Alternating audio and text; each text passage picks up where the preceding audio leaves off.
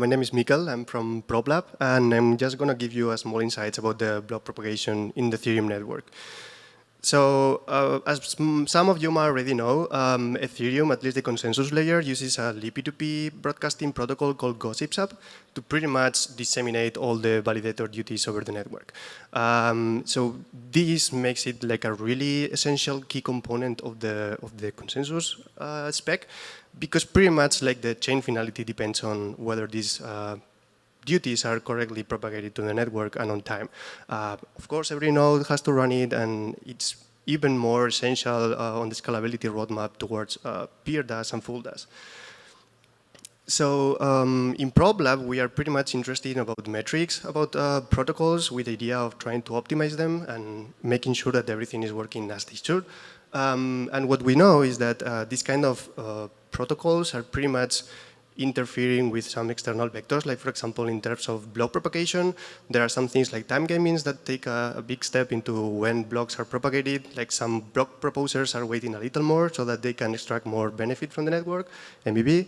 But we know also that block sizes take a lot of, they pretty much define how fast are these blocks propagating over the network. And of course, like the topology of the network has also like a big impact on how much or how fast are these blocks propagating. So Gossipsub in this sense is like an efficient and fast way of propagating blocks. The idea is try to reduce like the block arrival time, but it adds some other extra features that try to bring more resilience to the propagation. So in case like no one should be missing a message.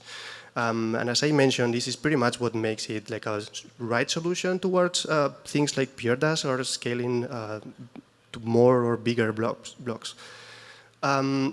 So it's not only that there are external limitations, like Gossipsub, some minor or soft limitations internally. We know that spanning a new Gossipsub topic, like the new channels to disseminate like different messages, have many weird things. It's kind of expected that there are going to be duplicates. This is part of the resilience that it brings to the network. The idea is that you spam a little bit so that you ensure that more people get the message, not only one person. And of course, like, these kind of duplicates have a huge impact in bandwidth, which I know that at the time, like it's pretty much the constraints that we have to increase, for example, the blob count. So yeah, this pretty much gets even worse when we increase the block size or the message size.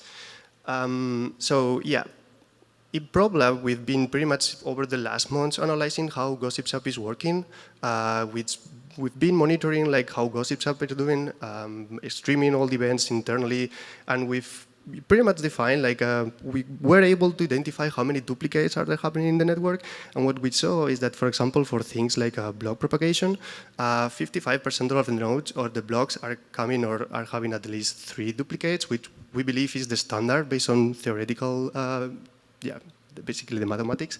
But the worst thing is that beyond that 55% line, there are like some edgy cases where we receive almost 8 times the same message.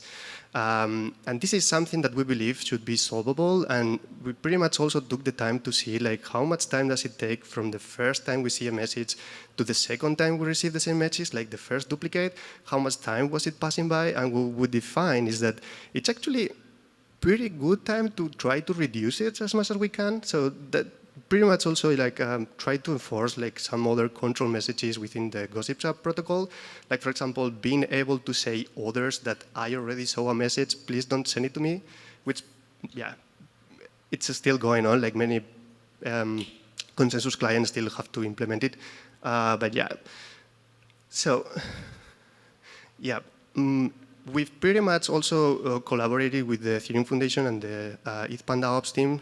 We've put like a website where we are streaming like when blocks are arriving at each, what the Sentry nodes that they are having. And we believe that this is a core component, like monitoring is really essential. Leo was previously talking about like these things seem to be not like pretty like, yeah, it's cool, we have a dashboard.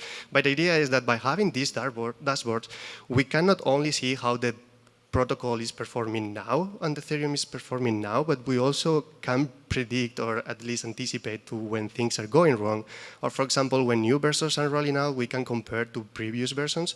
And we believe that this is a core component that we should keep in mind. Like try to improve metrics and try to improve monitoring so that we can understand how things work and how they should work. So I'm a little bit over time, but this is the link to the website that we have.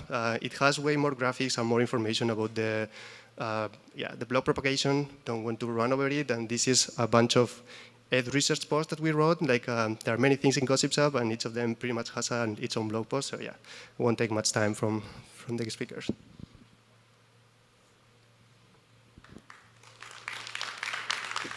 Thank you so much, Mikel. Now it's time for Q&A.